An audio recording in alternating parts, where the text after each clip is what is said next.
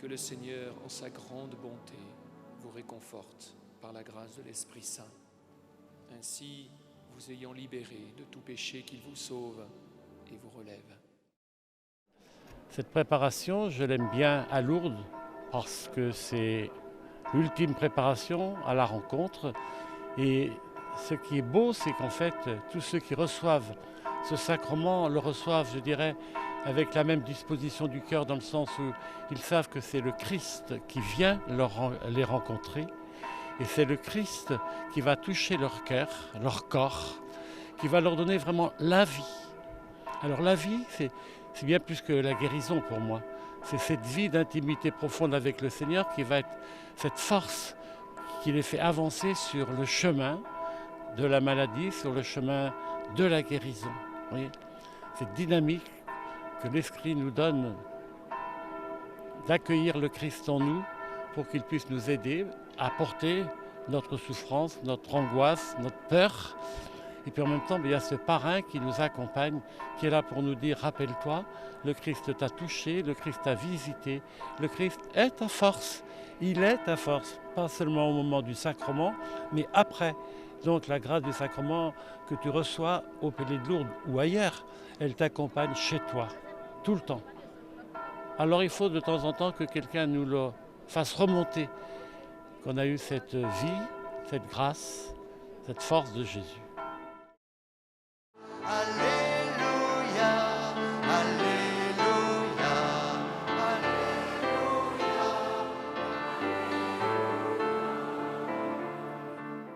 Le matin, quand j'ai pris ma journée au lever du jour et que je l'ai présentée au Seigneur en disant Seigneur, voilà ma journée, Seigneur, voilà ce que je vais faire.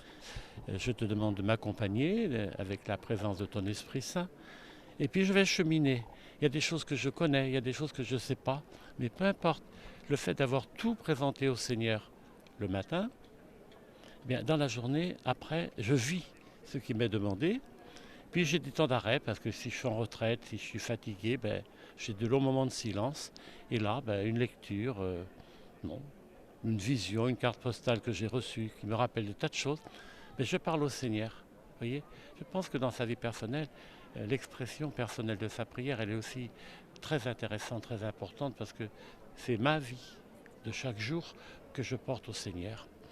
Et vendredi, là, on a chanté un chant à Marie, à la prière universelle. Je ne sais pas trop les formules, mais il y avait des questions qu'on présentait nos prières à Marie pour qu'elle les purifie, qu'elle les porte à son Fils Jésus. Et ce mot purifier, c'est quelque chose d'important parce que nous, on demande toujours, quand on parle au Seigneur et qu'on lui demande quelque chose, c'est toujours empreint de notre sensibilité humaine qui demande des choses. Alors que le Seigneur va nous donner quelque chose, sa grâce, son secours, sa force, mais c'est peut-être pas ça qu'on attendait. Mais n'empêche qu'il va nous donner ce qui est important pour nous dans le moment présent, pour vivre ce que nous avons à vivre. Et j'aime bien cette prière à Marie parce qu'elle purifie, c'est-à-dire elle nous rend disponibles dans notre cœur pour pouvoir aller jusqu'à l'acceptation de la volonté du Seigneur. Et donc, elle peut porter notre attention à son Fils Jésus. Ô Marie, prends nos prières, complète-les, purifie-les, présente-les à ton Fils. Là où se trouve le doute, que je mette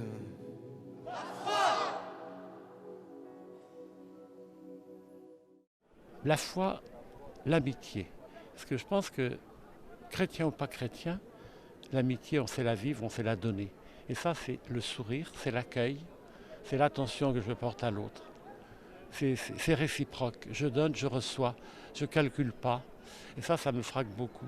Alors bien sûr, pour celui qui n'a que cela, parce que comme quelqu'un me disait un jour, il dit, vous savez, moi, je n'ai pas la foi, mais je viens au Pélé parce que je veux aider le malade. Alors c'est extraordinaire. Il ne sait pas, lui, peut-être que le malade, c'est Jésus qu'il est en train de servir. Mais nous, on le sait. Et moi, je me dis, c'est beau. Alors le tout, c'est de lui apprendre à découvrir dans le respect que ce qu'il est en train de faire, c'est le Seigneur que nous prions celui qui est le compagnon de notre route, qu'il fait lui aussi sans le savoir. Vous voyez? Et je trouve ça extraordinaire. Alors dans LCE, il y a tout un tas de choses qui nous marquent. De la foi des chrétiens qui sont là, et qui sont très très très nombreux, l'amitié et l'unité que ça construit. On est 2000, on est 4000, on est 5000, on est 6500. On marche tous dans la même voie. Voilà, je dis, voilà, on se retrouve tous parce que cette amitié, cette souffrance aussi, ce partage des uns avec les autres, que sont les carrefours, ça nous fortifie, ça nous constitue le peuple de Dieu, le peuple, le LCE. Et voilà, moi, je trouve ça formidable. Il y a bien d'autres choses encore sans doute, mais pour moi, ce que me marque, c'est ça. On est drôlement contents, on est drôlement heureux, on est des joyeux. Alors on y va? Voilà, c'est bien, on est des joyeux. C'est une grande mission et je pense que si la joie de la mission, à ce pèlerinage-là, si nous partons avec ce désir profond de faire habiter en nous la paix de Dieu, et ça sera déjà extraordinaire, mais je crois qu'on part du Pélé, on l'a tous. Parce que la paix nous est donnée par ce partage de la joie, de la fête, du bonheur de vivre ensemble, du bonheur que nous donnons, que nous partageons. Alors que la paix règne dans nos cœurs, pas aujourd'hui, mais demain, après-demain, jusque tout le temps. Et ça, c'est le souhait de Saint Paul. C'est notre mission aussi cette année. Si nous pouvons établir la paix dans le cœur de nos frères, que nous côtoyons, ceux avec qui nous vivons. Et nous savons, parce que nous connaissons leurs grandes souffrances, leurs grandes difficultés, mais pour que la paix, elle existe aussi, il faut des fois savoir taire sa langue. Parce qu'on casse facilement un autre. Oh, c'est pas grave. Mais si, c'est grave. Parce que dans le frère, je lui ai introduit quelque chose qu'il ne savait peut-être pas ou qu'il ne voulait pas. Et moi, je lui ai dit du mal. Et ça, c'est plus la paix. Et après, quand je fais un retour sur ma vie, je me dis, mais non, là, je ne suis plus en paix parce que j'ai cassé quelque chose chez le frère. Vous voyez? Alors, semer la paix, c'est vraiment continuer de vivre ce que nous vivons à l'autre, être souriant, savoir dire bonjour, savoir être attentif, savoir porter un regard, dire un mot, mais un mot de tendresse, un mot de miséricorde, pas un mot qui ferme ou qui est dur, qui blesse, ou un mot sans humanité, parce que des fois on ne veut pas faire mal, mais on a un mot vide. Alors que si je regarde Jésus dans son regard, dans sa parole, il est vraiment signe de son Père.